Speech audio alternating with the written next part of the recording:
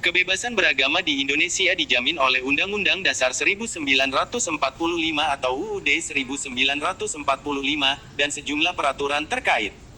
Berikut adalah bunyi pasal-pasal utama dan undang-undang yang relevan. 1. UUD 1945. Pasal 28E, ayat 1 dan 2. 1. Setiap orang berhak memeluk agama dan beribadat menurut agamanya, memilih pendidikan dan pengajaran, memilih pekerjaan, memilih kewarganegaraan, memilih tempat tinggal di wilayah negara, meninggalkannya, serta berhak kembali. 2. Setiap orang berhak atas kebebasan meyakini kepercayaan, menyatakan pikiran, dan sikap, sesuai dengan hati nuraninya. Pasal 29 ayat 1 dan 2. 1. Negara berdasarkan atas ketuhanan yang Maha Esa.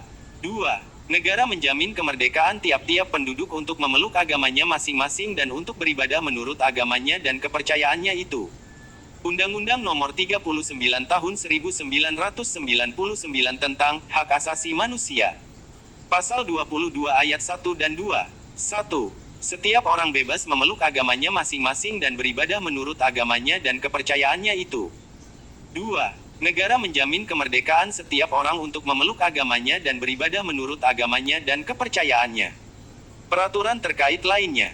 Peraturan bersama Menteri Agama dan Menteri Dalam Negeri Nomor 9 dan 8 Tahun 2006 tentang pedoman pelaksanaan tugas kepala daerah, wakil kepala daerah, dalam pemeliharaan kerukunan umat beragama, pemberdayaan forum kerukunan umat beragama, dan pendirian rumah ibadah. Jaminan kebebasan beragama ini dimaksudkan untuk menciptakan kehidupan beragama yang harmonis di tengah keragaman Indonesia. Namun, implementasinya masih menjadi tantangan di beberapa daerah. Misalnya adanya oknum tertentu, melarangan pendirian rumah ibadah dan pelarangan beribadah. Dapat kita lihat dalam video berikut, yang terjadi di Jawa Barat, yaitu pelarangan ibadah Natal di perumahan Cipta Graha Tegar Beriman. Saya tidak pernah mengajarkan hal-hal yang buruk kepada teman-teman, kepada jemaat, dan pada hari ini tujuan kami mau mengadakan ibadah perayaan Natal. Tapi apa jadinya saudara-saudara? Ketika kami sudah menyediakan tempat untuk bisa beribadah secara khusus, secara kusuk di tempat kami, dan kami sudah mempersiapkan itu semuanya sebagai warga negara yang baik.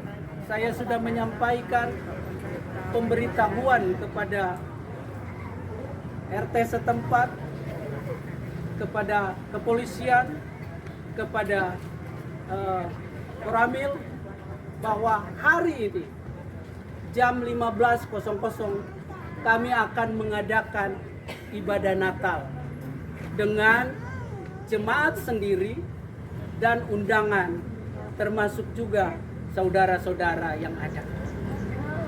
Tetapi apa jadinya saudara?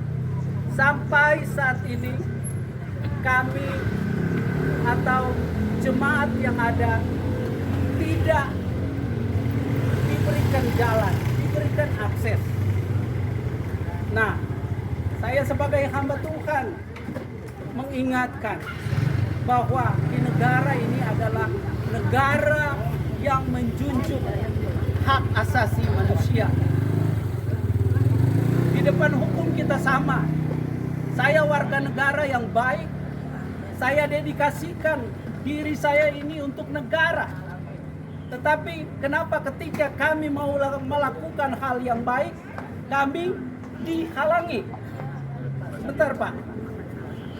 Dan ini Pak RT saya yang notabene sudah saya sampaikan kami mau beribadah.